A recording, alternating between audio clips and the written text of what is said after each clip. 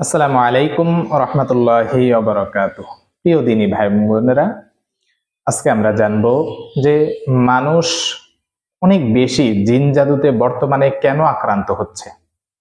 কয়েকটা বিষয় লক্ষ্য রাখতে হবে।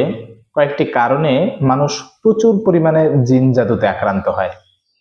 তার ভিতরে এক নাম্বার হচ্ছে, জিনে আক্রান্ত হওয়ার কারণ হচ্ছে বিশেষ করে চালান জিন। মানুষের প্রতি মানুষের শত্রুতা থাকার কারণে দেখা যায় একজনকে শাস্তি দেওয়ার কারণে আরেকজন কবিরাজ বাড়িতে দৌড়ায়, তান্ত্রিকের কাছে দৌড়ায়, তাদের কাছে যেয়ে নাম ঠিকানা দিয়ে বাস এই নামের উপরে জিন চালান করে দেয়, জাদু কুফরি করে। অথবা ওই ব্যক্তির কোনো ব্যবহৃত জিনিস, কাপড় চোপড়, নখ, চুল, এগুলো দিয়ে দেখা যায় জাদু করে দেয়, জিন চালান করে দেয়, এবং সে দুনিয়ার যে প্রান্তেই থাকুক, বাংলাদেশে থাকুক বা অন্য প্রান্তেই থাকুক, তার নামের উপর জাদু করে দিলে সে জাদুটা খুব ভয়াবহভাবে তাকে আক্রমণ করে, আসর করে। এইভাবে জিন তার উপরে আক্রমণ করতে পারে, এই একটা পদ্ধতি। আরেকটা পদ্ধতি হচ্ছে যে মানুষ অনেক সময় কোনো জিনকে কষ্ট দেয়।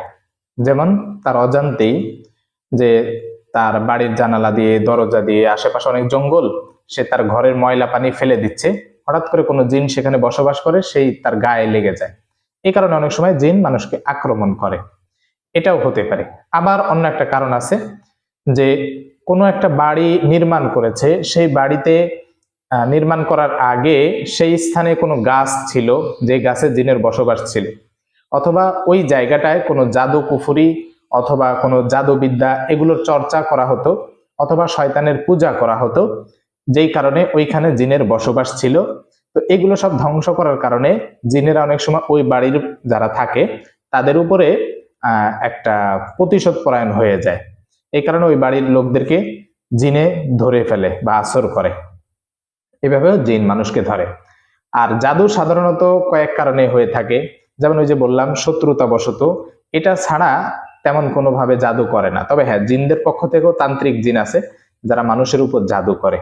তো যাই হোক, এই জিন এবং জাদু এমন কয়েকটা কারণেই মানুষের উপর আক্রমণ করে। তো এখন এই মানুষের উচিত হচ্ছে যে এই জিন এবং জাদু থেকে নিজেকে বাঁচিয়ে রাখা।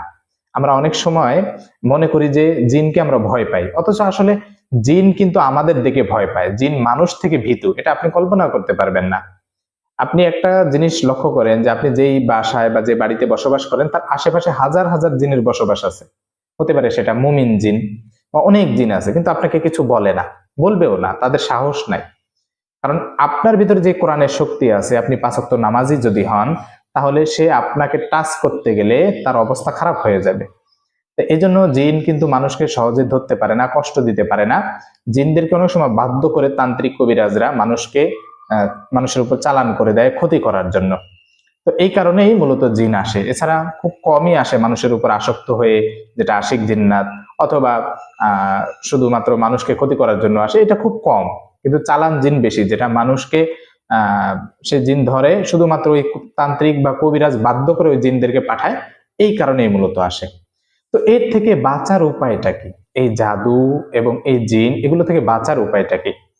সব সময় মনে রাখবেন, আপনি আপনার মনোবল ঠিক রাখবেন। এক নাম্বার কাজ, যে যত জিন জাদু যাই কিছু হোক না কেন, এগুলো আমার কোনো ক্ষতি করতে পারবে না, কারণ আমি আল্লাহ তাআলার কোরআনের শক্তিতে আমি শক্তিমান হয়ে গেছি।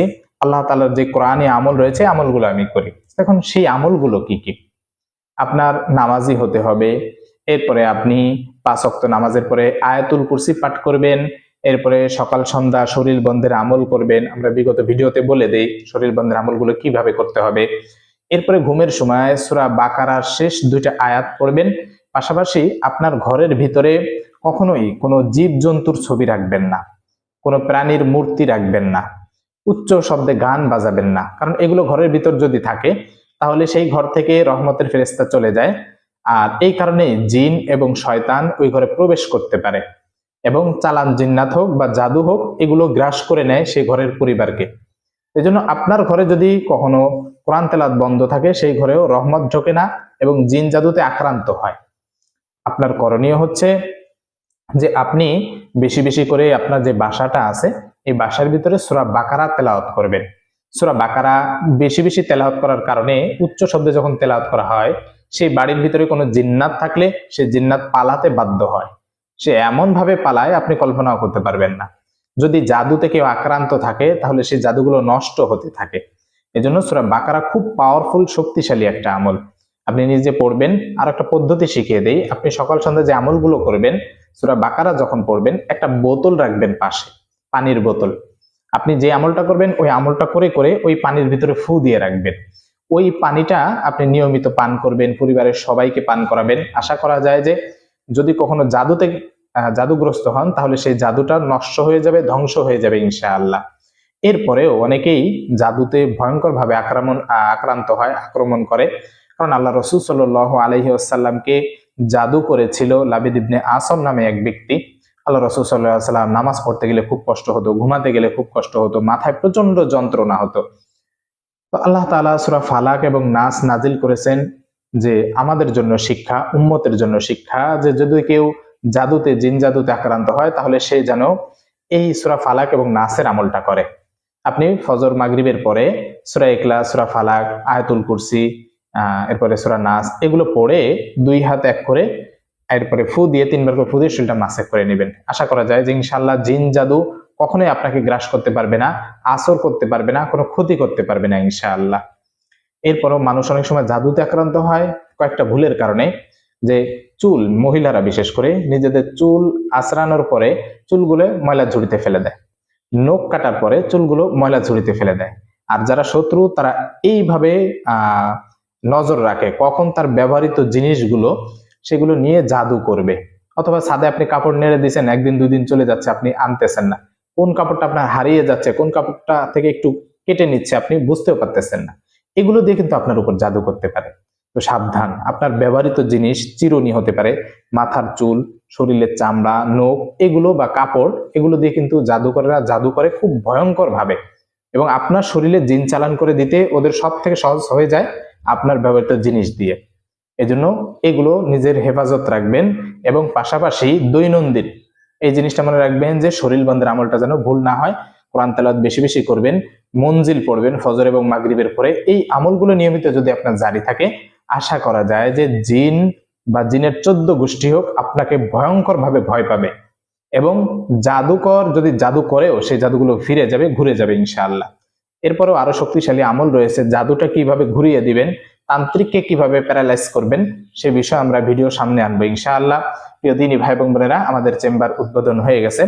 আপনারা আমাদের চেম্বারে আসতে পারেন। গাজীপুর জেলা, জয়দেবপুর থানা, হাড়িনাল বাজার, উত্তরপাড়া। যে কাউকে বললেই হবে হাড়িনাল বাজার, উত্তরপাড়া, মার্তা রোড বা আলীর বাড়ি বললেই হবে, তার পাশে আমার মেন রোডেই আমার চেম্বার রয়েছে। আমাদের চেম্বারে সরাসরি আসবেন অবশ্যই, এবং পাশাপাশি যখন আসবেন ফোন দিয়ে অথবা আমাদের এই স্ক্রিনে দেওয়া ইমো হোয়াটসঅ্যাপ নাম্বারে যোগাযোগ করে আসতে হবে। কারণ আমি অনেক সময় সফরে বের হয়ে যাই রোগী দেখার জন্য। আপনারা যদি আমাকে ফোন বা মেসেজ দিয়ে না আসেন তাহলে আমাকে হয়তো অনেক সময় সফরে আমি থাকার কারণে আমার চেম্বার বন্ধ পাবেন, আর চেম্বার বন্ধ পেলে আপনাদের কষ্ট করে আবার ফিরে যেতে হবে। এই জন্য অবশ্যই আসার আগে সিরিয়াল নিশ্চিত করে আসবেন, জেনে আসবেন আমি কবে চেম্বারে থাকবো ইনশাআল্লাহ। সবাই ভালো থাকবেন, নিজের খেয়াল রাখবেন, পাশাপাশি আল্লাহ তাআলার দরবারে বেশি বেশি করে দোয়া করবেন আমার রোগীদের জন্য। আল্লাহ তাআলা যে রোগীগুলো আমার কাছে পাঠায় আমি যেন তাদের খেদমত করতে পারি, আল্লাহ তাআলা যেন তাদের সুস্থতা দান করেন, আমিন। ওয়া আখির দাওয়ানা আনিল হামদুলিল্লাহি রাব্বিল আলামিন। আসসালামু আলাইকুম ওয়া রাহমাতুল্লাহি ওয়া বারাকাতুহু।